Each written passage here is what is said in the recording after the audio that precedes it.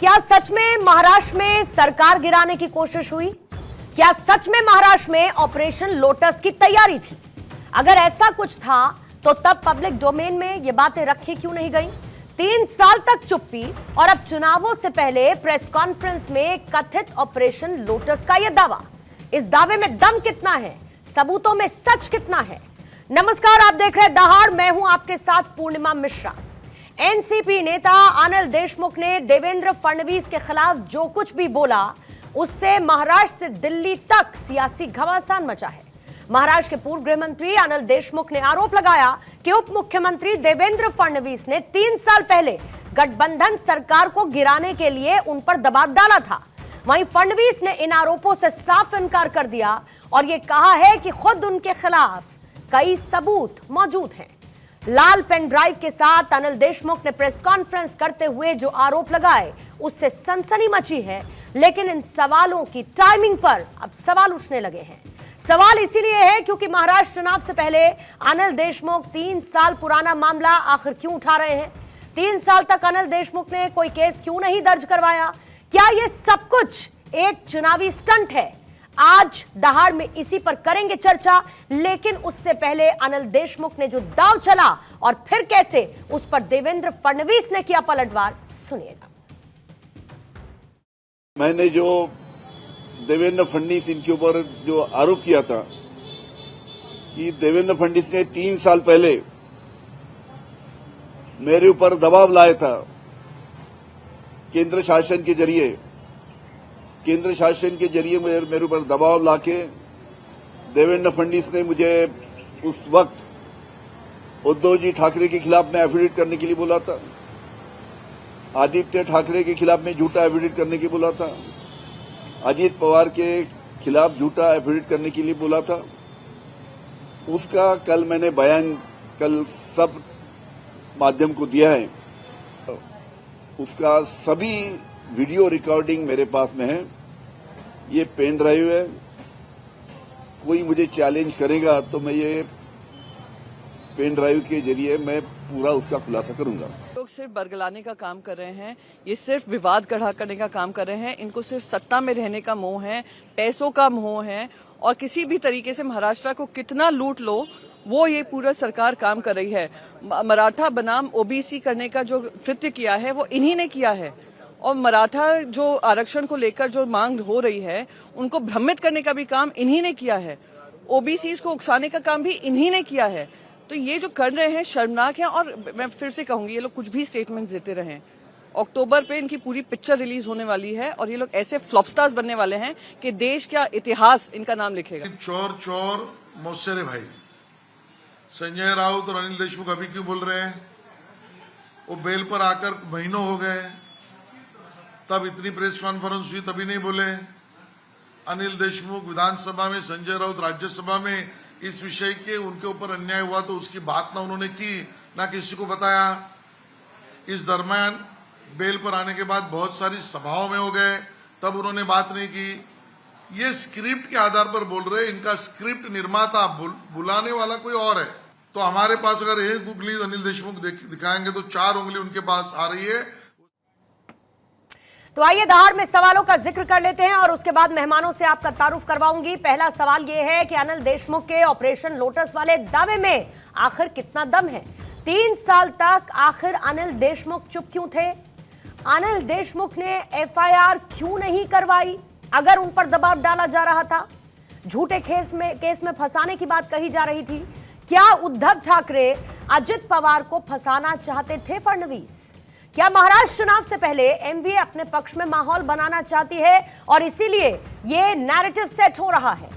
मेहमानों का खास पैनल इस वक्त मेरे साथ मौजूद है। बीजेपी के प्रवक्ता विश्वास पाठक हमारे साथ मौजूद हैं। राकेश शेट्टी है, कांग्रेस के प्रवक्ता, इस वक्त हमारे साथ जुड़े हुए हैं।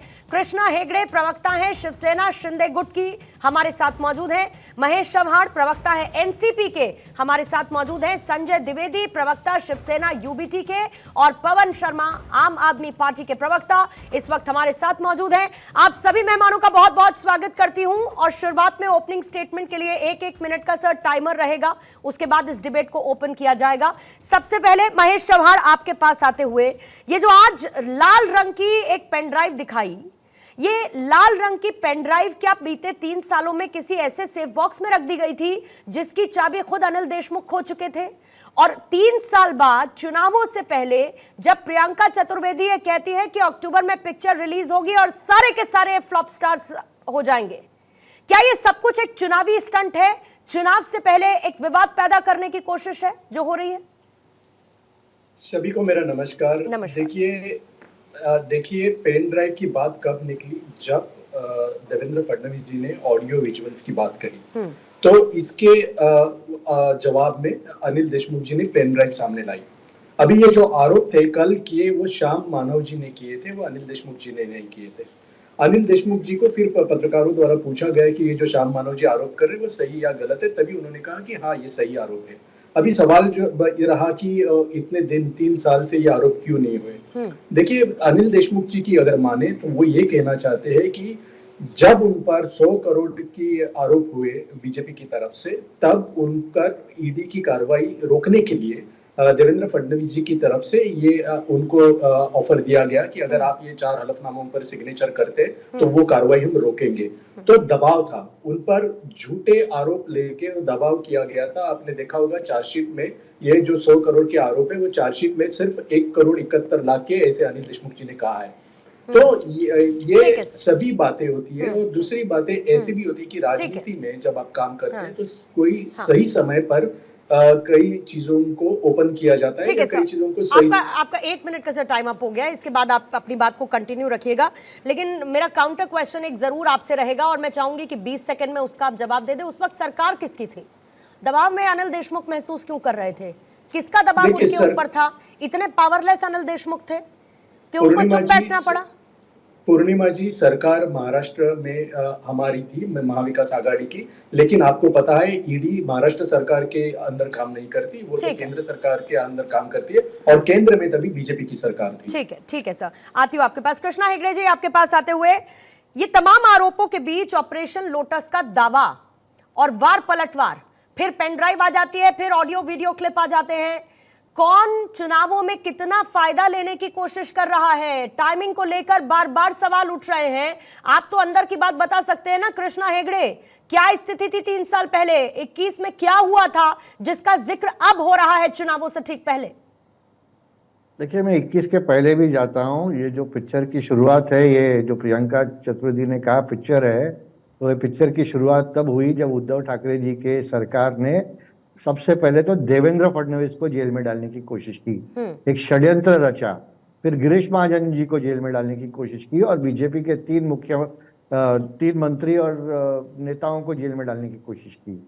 उसके बाद जो एकनाथ शिंदे जी और दूसरे लोग जो सहमत नहीं थे, वो पार्टी छोड़कर चले गए, शिवसेना छोड़कर चले गए और देवेंद्र सिंह जी के साथ जुड़ गए और हम एक साथ में हमारे हिंदुत्व का हमने सरकार बनाया। अभी जो वो कह रही थी चतुर्वेदी, प्रियंका चतुर्वेदी, कि मराठा को लड़ाया, ओबीसी को लड़ाया। अरे भाई, मराठाओं को तो आरक्षण हमने दिया, आपकी सरकार क्या कर रही थी? आपका सरकार तो वसूली कर रही थी। जो अपने सचिन वाजे क्या कर रहे थे? अनिल देशमुख के नाम पे आरोप क्या थे? 100 करोड़ रुपया लेडीज बार से वसूली, उद्योगपति के घर के नीचे बॉम्ब रखते थे, और जो सब डेवलपमेंट का काम, इंफ्रास्ट्रक्चर का काम है, मेट्रो का काम है, सीलिंग का काम है, सब इन्होंने रोक दिया था। ठीक है हेगड़े साहब, कॉन्ट्रैक्टर से ये वसूली करते थे। ठीक है, मैं आती हूँ आपके पास, वापस लौटूंगी। विश्वास पाठक जी, आपके पास आते हुए, कितना दम है इन आरोपों में कि आप सरकार गिराना चाहते थे? बीजेपी सरकार गिराना चाहती थी, दबाव बनाया गया, झूठे केस को लेकर कहा गया कि आप झूठा केस बनाइए, एफिडेविट पर आप दस्तखत करिए, सरकार गिर जाए, सरकार हमारी बन जाए। कितना सच इन आरोपों में है जो आज अनिल देशमुख लगा रहे हैं 3 साल बाद? देखिए, 2019 में भारतीय जनता पार्टी और शिवसेना को मैंडेट मिला था। उसके बाद में अप्राकृतिक सरकार बनी थी जिसमें अनिल देशमुख भी थे, शरद पवार भी आ गए थे। इसलिए सरकार तो गिरना तय ही था, गिराने की जरूरत नहीं थी। देखिए, मैं नागपुर से आता हूँ, अनिल देशमुख नागपुर से आते हैं और देवेंद्र फडणवीस भी नागपुर से आते हैं। अनिल देशमुख बोलने के लिए कोई ऐसे फेमस आदमी नहीं, बात नहीं करते, उनको बुलवाया जाता है। अब उनको कौन बुलवा रहा है, हम तो उसकी जांच करना चाहते हैं, वो क्यों ऐसा कर रहे हैं। 3 साल के बाद में उनको सब याद आता है, जब वो महाराष्ट्र के गृह मंत्री थे तब परमवीर, उनके जो कमिश्नर ऑफ पुलिस थे, उन्होंने उनके खिलाफ आरोप लगाया कि हमें दबाव डालकर 100 करोड़ रुपए इकट्ठा करने के लिए हमें बताया गया। उसके बाद लेडीज बार के माध्यम से पैसे इकट्ठा करने के लिए बताया। वजह के माध्यम से अंबानी के घर के नीचे तथा कथित बॉम्ब ब्लास्ट का उन्होंने ये रचाया। इस प्रकार की जो सरकार थी, इनके ऊपर क्या क्रेडिबिलिटी है और 3 साल के बाद में क्या दिखा रहे लोगों को? देखिए, ये सब बेबुनियाद बातें हैं। अगर उनको चाहिए तो सरकार वो जाए, पुलिस में जाए, एफआईआर लॉन्च करे। बेबुनियाद क्या, वो तो कह रहे हैं ना उनके पास पेन ड्राइव है। जैसे कि देवेंद्र फडणवीस ने कहा कि मेरे पास भी बहुत सारे ऐसे ऑडियो और वीडियो क्लिप है। मैं तो दोनों से कहती हूं कि अगर है तो दिखा दीजिए ना, फिर क्या दिक्कत है, आमना सामना करिए, आपके पास सबूत है तो। बहरहाल महेश चौहान जी, इसका जवाब आपसे लेने से पहले राकेश शेट्टी साहब आपके पास आती हूं। आप कह रहे हैं कि जो कुछ अनिल देशमुख कह रहे हैं वो सच ही कह रहे होंगे, क्योंकि राजनीतिक स्थिति बदल गई है। नरेंद्र मोदी की सरकार आने के बाद ईडी सीबीआई का दबाव इसी तरीके से केंद्र द्वारा बनाया जाता है ताकि अपनी सरकार बनाई जाए और दूसरे की सरकार गिरा दी जाए। लेकिन आपसे भी वही सवाल पूछूंगी कि 3 साल तक चुप्पी क्यों अनिल देशमुख की? क्या इतने पावरलेस थे कि एक एफआईआर नहीं लिखवा सकते थे अगर इतनी बड़ी बात हो गई थी तो? सभी को नमस्कार। और जो आपका डिबेट है, आपको समझना पड़ेगा कि तमाम जो भारतीय जनता पार्टी का जो एनफोर्समेंट डायरेक्टरेट हो, सीबीआई हो या इनकम टैक्स हो, इसका दुरुपयोग इतना किया गया कि जितने लोगों के ऊपर खुद प्रधानमंत्री जी ने आरोप लगाया, कुछ दिनों बाद वो बीजेपी में शामिल हो गए। आप इसका शुरुआत कीजिए छगन भुजबल के साथ, वो जेल में भेजा गए।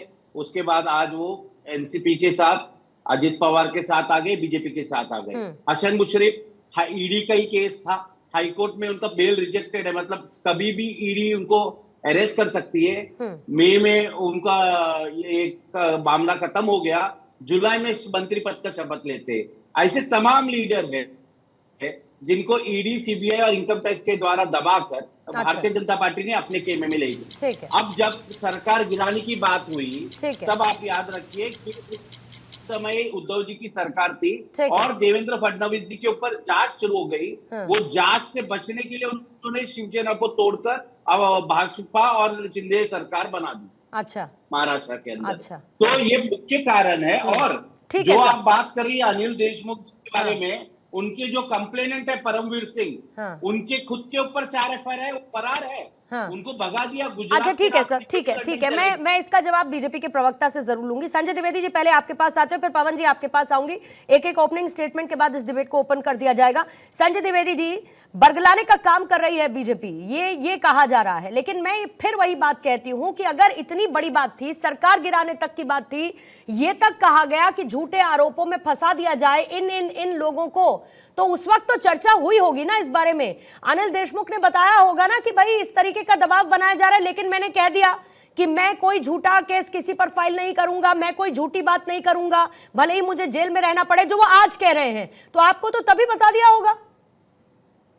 देखिए पूर्णिमा जी, मैं एक बात कहना चाहूंगा, प्रफुल्ल पटेल जी को भी अब तीसरी एनडीए सरकार बनी है, माननीय मोदी जी प्रधानमंत्री लिए, उसके बाद जो है आप ही समझ लीजिए प्रफुल्ल पटेल को मंत्री बनाया जा रहा था। अब आपको याद होगा 300 करोड़ रुपए की संपत्तियां इनकी जो थी, वो दाऊद इब्राहिम में कोई रिलेटिव था, उसके द्वारा थी वो संपत्तियां, वो ईडी ने उसमें तालाबंदी कर दी थी, मतलब उसमें अपना वो लगा दिया था। तो इसके बाद जैसे ही उनकी मंत्री बनने की सूचना आई, आप ही समझ लीजिए उसमें ईडी ने वो केस हटा दिया।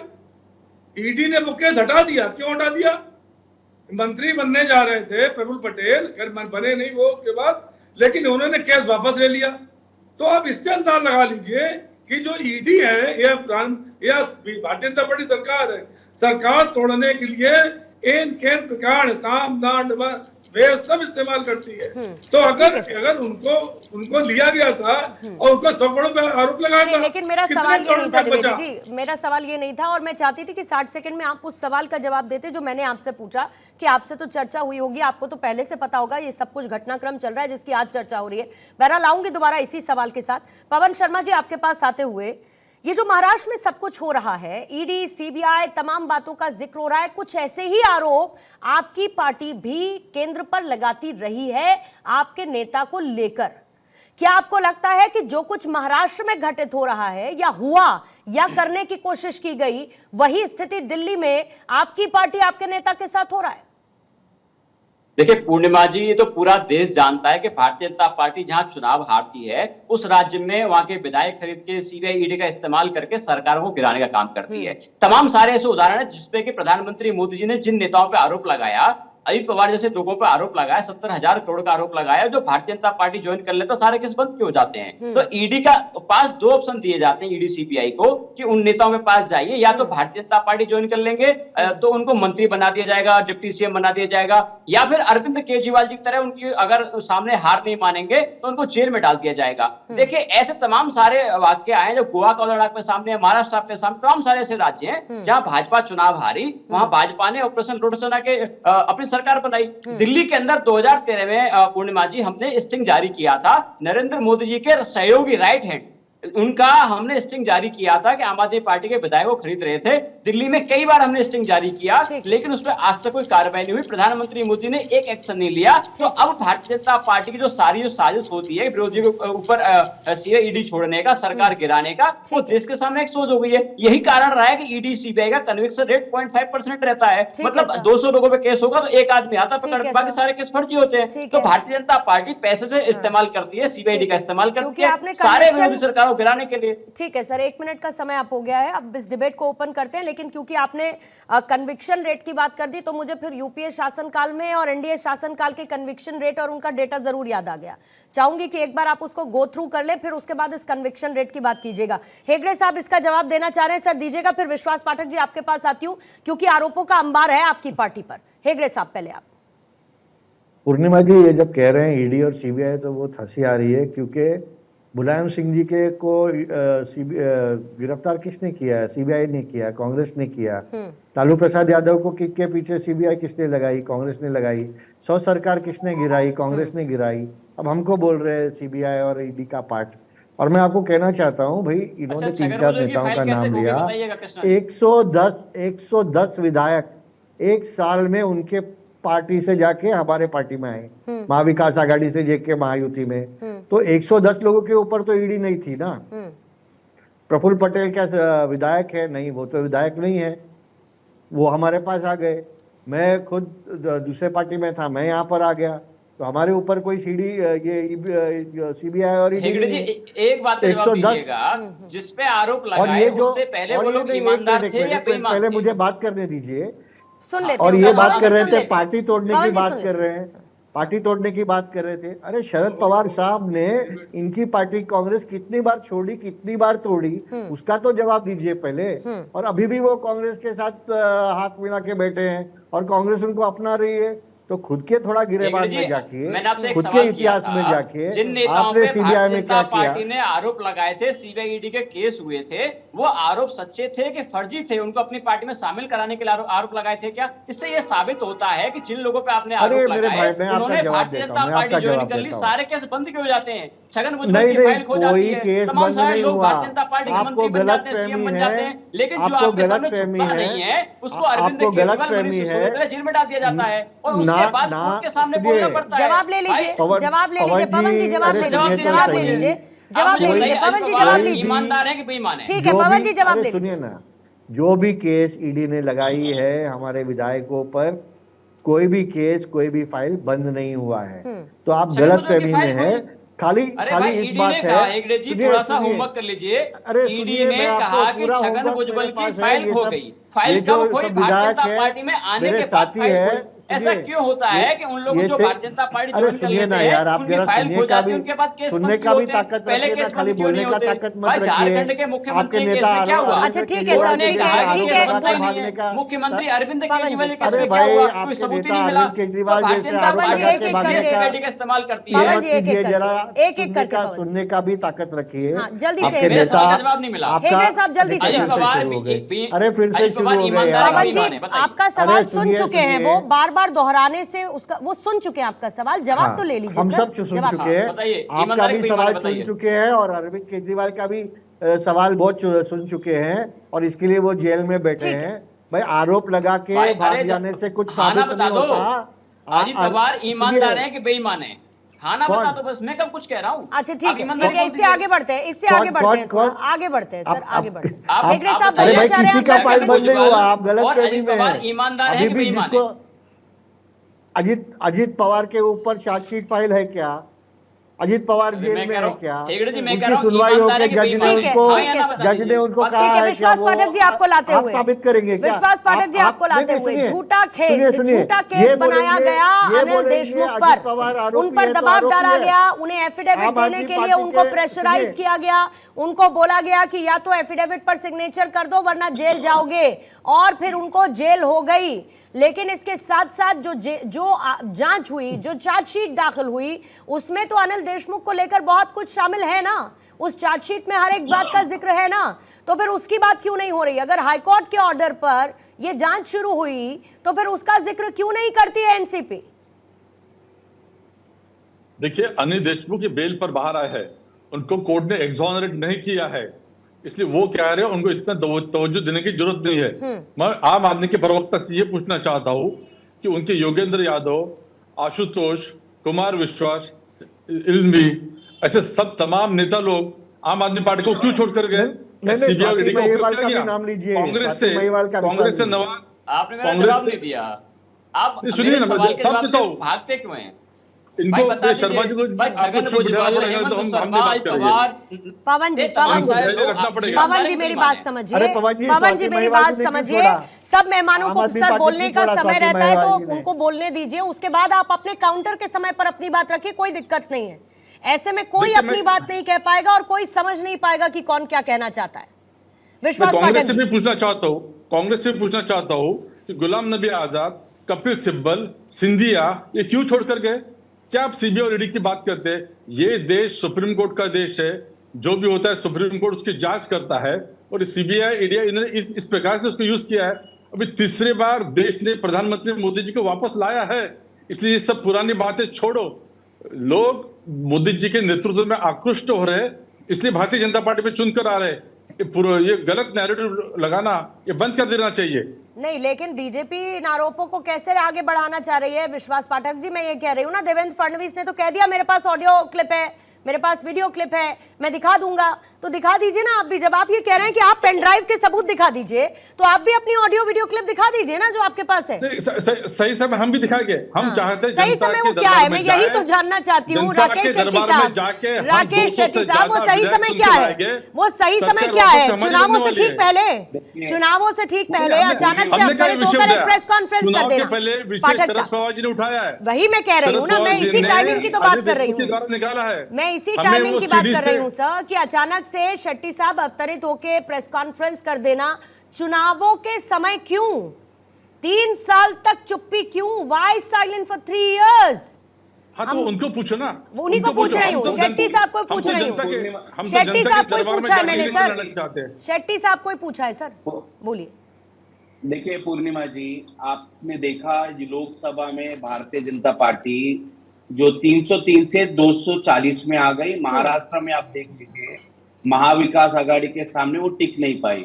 इसका कारण ये है कि मीडिया कितना भी अपने बयानबाजी सुन लीजिए पाठक साहब, आप भारतीय जनता पार्टी के प्रवक्ता है, सीनियर लीडर है, थोड़ा सा मेरी बात सुन लीजिए रिक्वेस्ट साहब।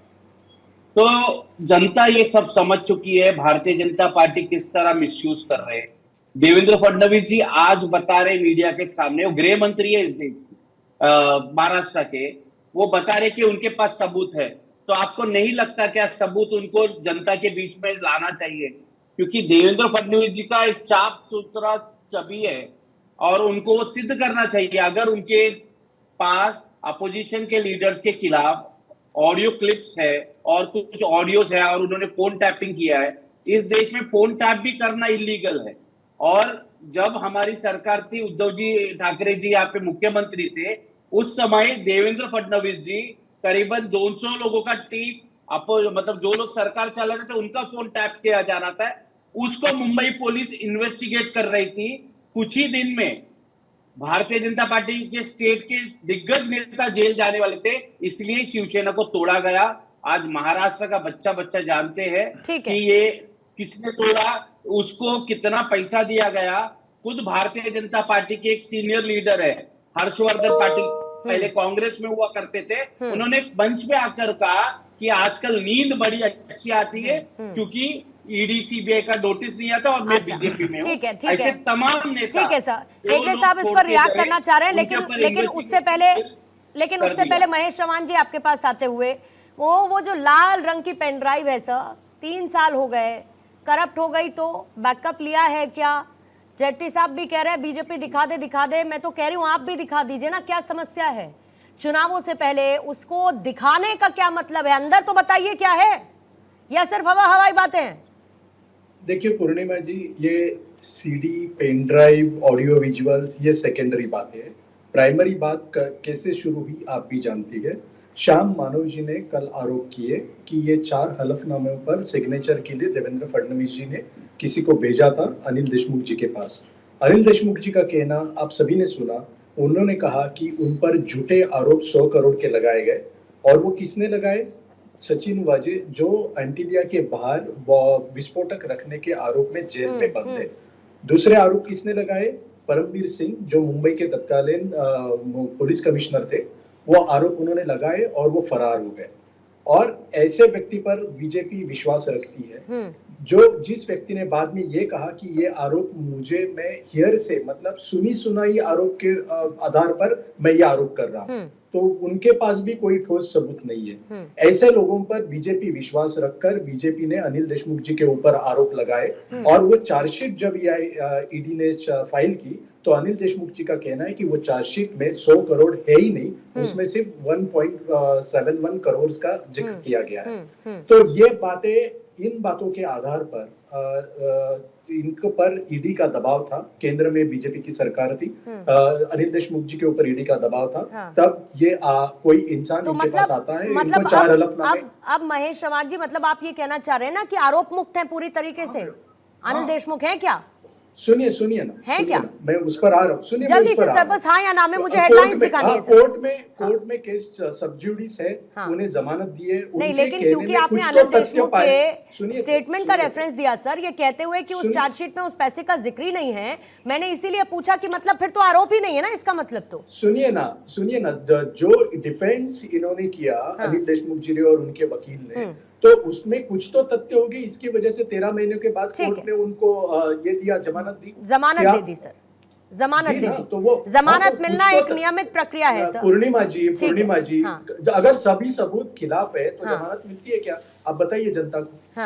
जमानत कब मिलती है? बहुत सारे ग्राउंड्स पे मिलती है सर, बहुत सारे ग्राउंड्स पर मिलती है, और पवन जी भी बहुत अच्छे तरीके से बता पाएंगे जमानत किन किन ग्राउंड्स पर मिल जाती है। अच्छा, ठीक है सर। अगर उस वक्त ये चर्चा हो रही थी तो ये सब उद्धव ठाकरे को भी पता होगा, आदित्य ठाकरे को भी पता होगा, अनिल परब को भी पता होगा कि भाई हमको फंसाने की कोशिश की गई।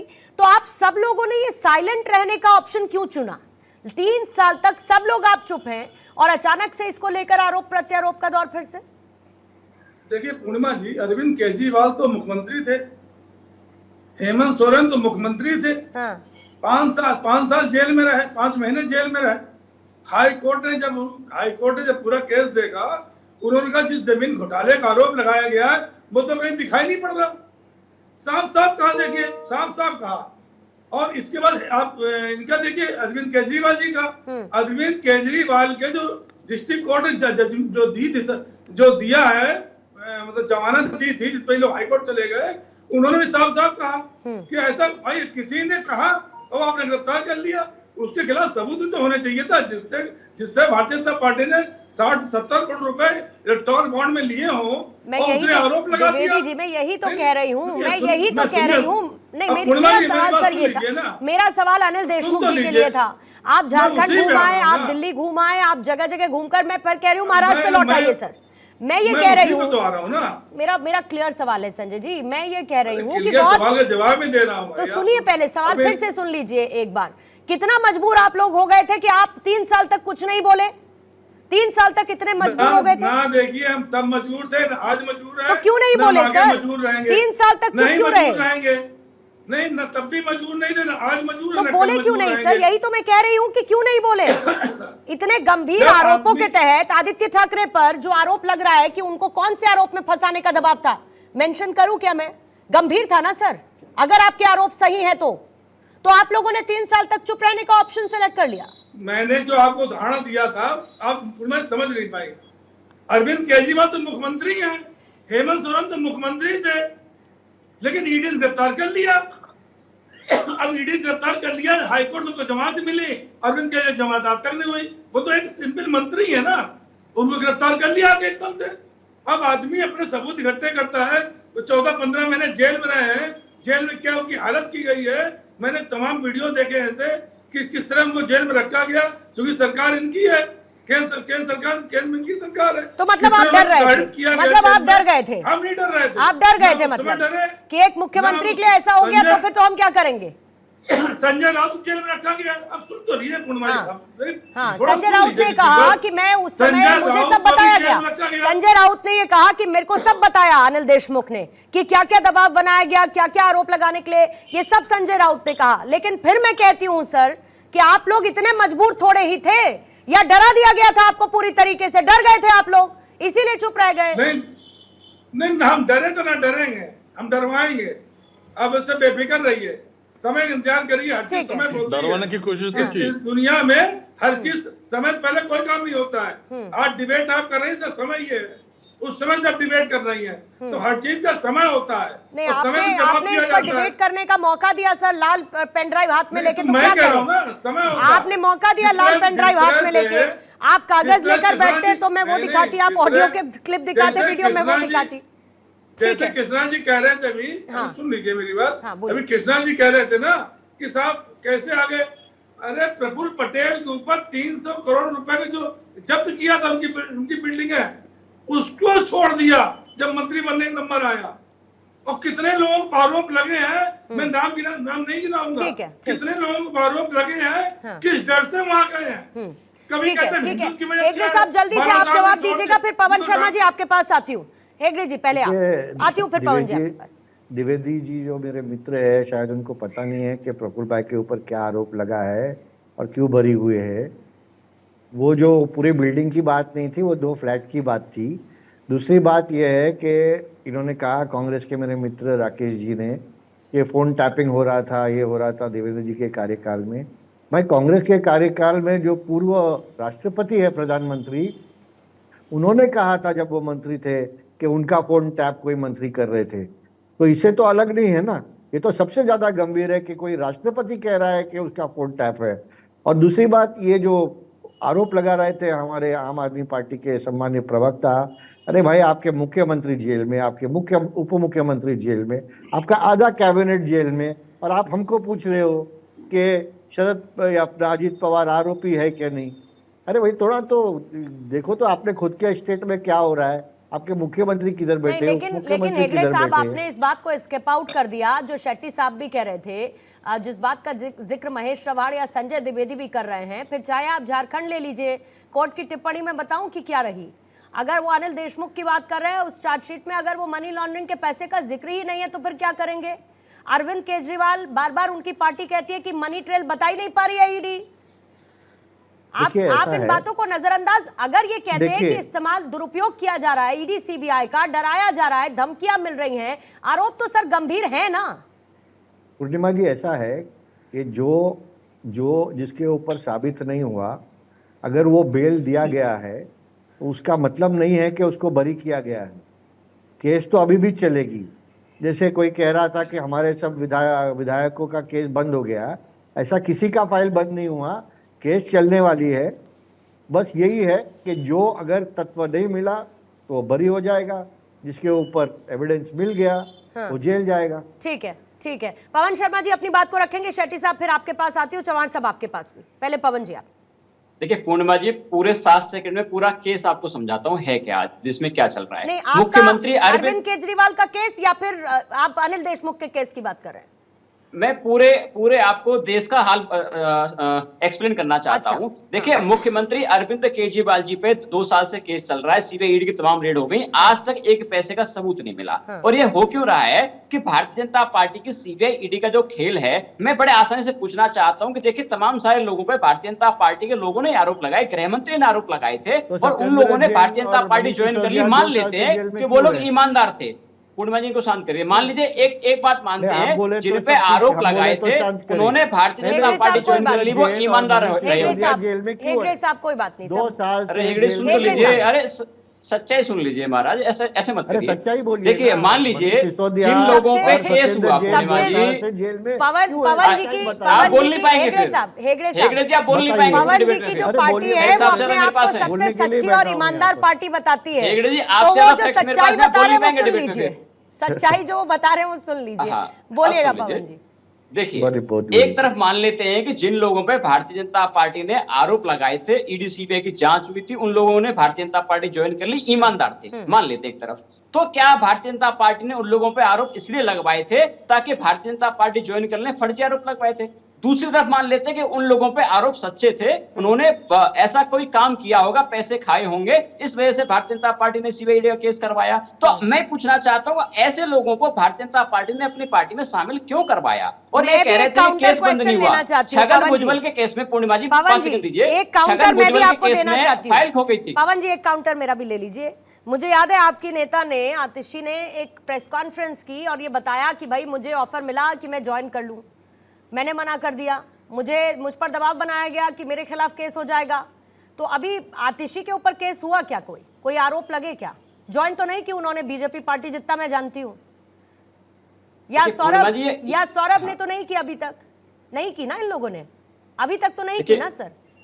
पूर्णिमा जी देखिए, है क्या सीन कि हमारे 200 से ज्यादा नेताओं पे भारतीय जनता पार्टी ने केस करवाए सीबीआई ईडी के, और लगभग बहुत सारे केसों में हमारे नेता बरी हो चुके हैं। तो इसका ये सबूत है। ये कहते थे कि कैसे स्टिंग जारी किया हमने, शेर सिंह डागर का स्टिंग जारी किया था, सारे मीडिया चैनल पर चला था। वो कैसे आम आदमी पार्टी के विधायक को खरीदने की कोशिश कर रहा था। छोड़ दे दिल्ली की बात, गोवा का उदाहरण आपके सामने है, असम का उदाहरण आपके सामने है, महाराष्ट्र का उदाहरण आपके सामने है, तमाम सारे ऐसे राज्य थे जहां भारतीय जनता पार्टी चुनाव हारी, तो वहां पे भारतीय जनता पार्टी ने सरकार कैसे गिराई, विधायक कैसे संजय खरीदे? सिंह बेल पर बाहर हैं, मनीष सिसोदिया को बेल मिल नहीं रही है, अरविंद केजरीवाल को जिन ग्राउंड्स पर जब बेल मिली लेकिन फिर स्टे आ गया, फिर उनकी न्यायिक हिरासत बढ़ा दी गई।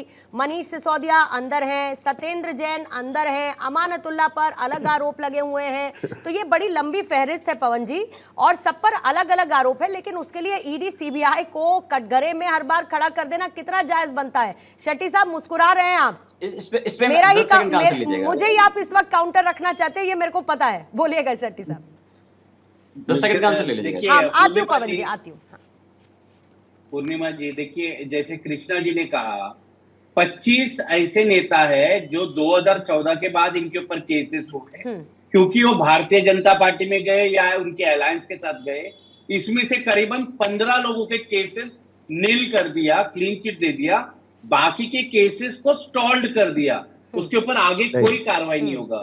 मिश्रा जी, आप जब प्रश्न पूछ रहे हैं ना, मैं जानता हूं आप बहुत सीनियर पत्रकार है और आप भी अंदर से तो जानती है, दिल से, कि जितने लोग भारतीय जनता पार्टी में गई, नहीं सुन लीजिए, आपका दिल, मुझे जानता हूं आपके दिल में, आपको भी पता है क्या बात है शेट्टी साहब, आप मेरा दिल पढ़ना जानते हैं। बिल्कुल, मैं आपका चेहरा भी पढ़ रहा हूँ। चलिए, तो जिस तरह वो लोग चले गए बीजेपी में, उनका क्लीन चिट है। कल मैं बता देता हूँ, आम आदमी पार्टी का अगर कोई नेता कल भारतीय जनता पार्टी शामिल हो जाए ना, तो उनको जेल से बाहर भी निकाला जाएगा और उनको आरोप से मुक्त भी किया जाएगा। ठीक है, मेरे पास अंतिम के 3 से 4 मिनट है शेट्टी साहब। मैं चाहूंगी कि बाकी प्रवक्ताओं को भी एक क्लोजिंग कमेंट देने का मौका मिल जाए। विश्वास पाठक जी, आपके साथ शुरू करते हैं। देखिए, जिस प्रकार से मोदी जी का एक सशस्त्र नेतृत्व है, लोग ऊपर अट्रैक्ट हो रहे हैं। अब ये उनको जोड़ रहे हैं कि ईडी और सीबीआई के कारण लोग आ रहे हैं। मैं वापस से वही सवाल पूछना चाहता हूं कि योगेंद्र यादव, आशुतोष कुमार विश्वास, अन्ना हजारे केजरीवाल के बारे में क्या सोचते हैं? कपिल सिब्बल ने कांग्रेस क्यों छोड़ी? नहीं, गुलाम नबी आजाद ने कांग्रेस क्यों छोड़ी? तो इससे बड़ी बात विश्वास पाठक जी ये है कि महाराष्ट्र की जनता इन आरोप प्रत्यारोप के बाद क्या सोचती है? ऑपरेशन लोटस पर महाराष्ट्र की जनता क्या सोचती है? लोकसभा चुनाव के दौरान महाराष्ट्र की जनता ने क्या सोचा? विधानसभा चुनावों से पहले महाराष्ट्र की जनता क्या सोचेगी? अभी जनता ने ये सोच लिया है, 200 से ज्यादा हम विधायक चुन के आ रहे हैं, सरकार हमारी बन रही है। इनका जो झूठ है वो पूरा भी एक्सपोज हो गया है। ठीक है। महेश चंवार जी, आपका एक क्लोजिंग कमेंट लूंगी सर। हाँ जी, अभी विश्वास पाठक जी कह रहे थे कि 200 से ज्यादा विधायक चुन के आएंगे। वो लोकसभा चुनाव में भी कह रहे थे 400 पार सांसद चुन के आएंगे, तो उसी तरह इनके अभी 200 से ज्यादा विधायक चुन के आएंगे, ऐसे मुझे लगता है। देखिए, जनता सब देखते हैं पूर्णिमा जी, जैसे कि अभी आपने कहा, पर जनता के मन में ये सभी सवाल है जो अभी आपने पूछा, तो वो अभी विधानसभा चुनाव के सामने लोगों के मन में रहेंगे और उसी को देखते हुए विधानसभा चुनाव में मतदान होगा। और हमें पूरी उम्मीद है कि महाविकास आघाड़ी की सरकार इस बार महाराष्ट्र में आएगी, जरूर आएगी। मैंने इसके साथ साथ ये भी पूछा जो कि महाराष्ट्र की जनता में रहेगा कि 3 साल तक फिर अनिल देशमुख चुप क्यों थे? 3 साल चुनावों से ठीक पहले वो क्यों लाल पेन ड्राइव लेकर आ गए? ठीक है, मैं इस पर भी जवाब देना चाहूंगा। मैं इस पर भी जवाब देना चाहूंगा कि जो ऑडियो विजुअल्स के बारे में देवेंद्र फडणवीस ने जो बात की, तो उन्होंने भी तो 3 साल वो छुपा के रखी, वो क्यों आज बाहर निकाली? नहीं, उन्होंने तो कहा, हेगड़े साहब, अगर देवेंद्र फडणवीस ने कह दिया कि मुझे अगर कोई छेड़ेगा तो मैं छोड़ूंगा नहीं, मेरे पर निजी हमले नहीं होने चाहिए, मेरे पर व्यक्तिगत हमला नहीं होना चाहिए। सुनिए, अगर उन्होंने ऐसा कहा है कि मेरे पर हमला मत करो, मैं छोड़ूंगा नहीं, तो फिर वो एफआईआर हमले नहीं होने चाहिए। और और सीडी हो या पेन ड्राइव हो, मुझे लगता है कि हमें लोगों के बीच में काम करना चाहिए, महाराष्ट्र की जनता के लिए काम करना चाहिए। और ये जो सरकार है हमारी, वो लोगों के लिए काम कर रही है। और हमारी सरकार जो है उद्धव ठाकरे जी जैसे फेसबुक लाइव वाली सरकार नहीं है। दूसरी बात, महेश जी ने कहा कि भाई 400 के जगह पे कम मिले। अरे भाई, 400 के जगह पे हमको 300 मिले। अभी विश्वास जी ने कहा 200 मिलेंगे, 200 की जगह पे 180 मिलेंगे, 200 की जगह पे 280 मिलेंगे, 180 मिलेंगे, हम जीत जाएंगे। सरकार हमारी बनने वाली है, नहीं मिलेंगे। कोई इशू नहीं है, सरकार हमारी बनने वाली है और ताकत वाली सरकार बनने वाली है। ठीक है, चलिए पवन जी, आपका क्लोजिंग कमेंट सर। देखिए, पूरा देश देख रहा है कि भारतीय जनता पार्टी किस तरह से संविधान का हनन कर रही है, पूरी सारी जनतांत्रिक मूल्यों को खत्म कर रही है। और यही वजह रही कि लोकसभा चुनाव में भारतीय जनता पार्टी को देश के लोगों ने आईना दिखाने का काम किया था। जो 400 सीट की बात करते थे, 240 पे जाके अटक गए, बैसाखी की सरकार चला रहे हैं। और जिस तरह से तमाम सारे ऐसा आईना तो हर कोई देखना चाहता है कि तीसरी बार सरकार बनाने लगातार हर किसी के मन में इच्छा है ऐसा आईना देखने की, लेकिन दिख नहीं रहा है किसी को, लेकिन दिख नहीं रहा है किसी को। ये दिक्कत है, हर कोई ऐसा आईना देखना चाहता है। और नैरेटिव भारतीय जनता पार्टी के खात्मे की शुरुआत हो चुकी है। अब देखिए, देश से धीरे धीरे करके जा रहे हैं, सारे राज्यों से भी जाएंगे। जिस राज्य में चुनाव हारते हैं और चुनाव हारने के बाद सरकारों के विधायक खरीद के सरकार बनाते हैं, जहाँ चुनाव हारते हैं वहीं पे सीबीआई लगा देते हैं। हर बार इनको देखा गया है। ठीक है। संजय जी से, हेगड़े साहब संजय जी से एक कमेंट ले लो। वो बोल रहे थे संविधान को धोखा हुआ। बताइए 10 साल के कार्यकाल में क्या धोखा हुआ संविधान को? उस पर बहस लंबी चली जाएगी हेगड़े साहब, उस पर बहस लंबी चली जाएगी और उतना समय इजाजत नहीं देता। हेगड़े साहब, उस पर बहस लंबी चली जाएगी।